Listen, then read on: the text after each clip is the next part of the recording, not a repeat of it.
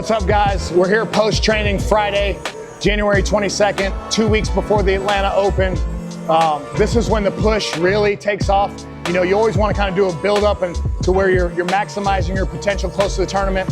We know the last 3 to 7 days people kind of cool down, so this week is super important. Noon class was huge. I think we had close to 50 students, so I tried to push them. You know, I always say that I got to give the same world-class experience that Jacare gave me, Bruno gave me, Leo gave me, and if this was Leo's class on a Saturday right before competition, he'd be pushing us to the death. The training in the gym needs to be harder than the competition. We need to put them in situations that they're going to experience in. And lately we've been in a lot of positions where in the last 7 seconds we lose because of lack of effort and the ref's decision. That's happened to me a few times.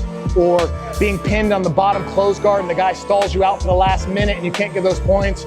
Or you end up with 13 seconds left, you're in a standing position and you have to score. So we really pushed the guys and put them in position. We did situational 3 guys for about 20 minutes or so.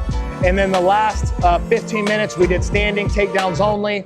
Then we did close guard. The guy on top is winning by 1 point, got a score. And then we did starting on the back. The guy has to submit and you have to get out.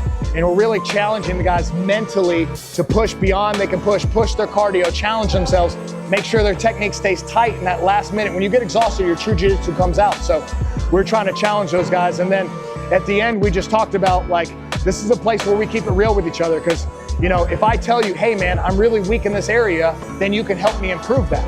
But if I lie to you, then you don't know that I'm weak in those areas and then you can't help me. So I was challenging the guys to say, bring out your weaknesses so that we can help you. We don't know what you're going through mentally. So if you said, hey, in that last minute, I was exhausted, I was mentally broke and I would have given up, next time I know I need to push you there because we're teammates and you need that from me, right? If we all didn't need each other's help, we'd all be world champions. We could all do it by ourselves. But you know, throughout my entire life, the reason why I do this for other people is because when I was coming up, I was always a B athlete. I was smart in baseball, and so the coach would be like, hey, Rick's good, he can handle that, we'll go help these other kids who need more help. In wrestling, I was pretty good, so I wouldn't get as much help. I wouldn't get that one-on-one. Even here, I started teaching jiu-jitsu when I was a blue belt, so I didn't get as much help because I was one of the coaches, you know? And so I feel like I want to push those guys and know whether they need it or not, that I'm going to be there to push them further than they were going to take themselves. And I think that's how we take it to the next level. So today was an example of that. And again, I'm just trying to follow the world-class methodology that came before me.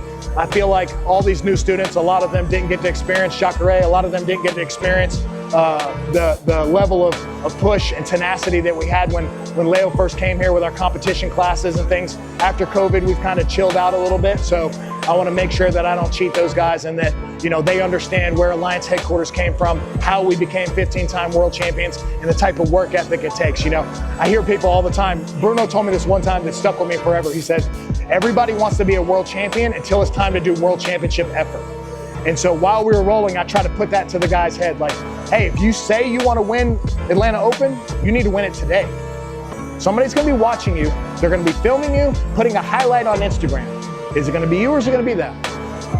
You're giving up family time. You're skipping birthdays. You're skipping holidays to train jiu-jitsu. And then you're going to quit in the Atlanta Open in front of your family? No, we got to push harder than that. And it starts in the gym. It starts with the mat time.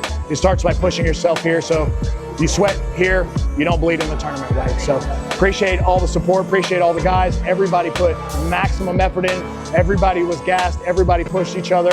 And then we came together as a community, thanked each other for all the help, for all the push.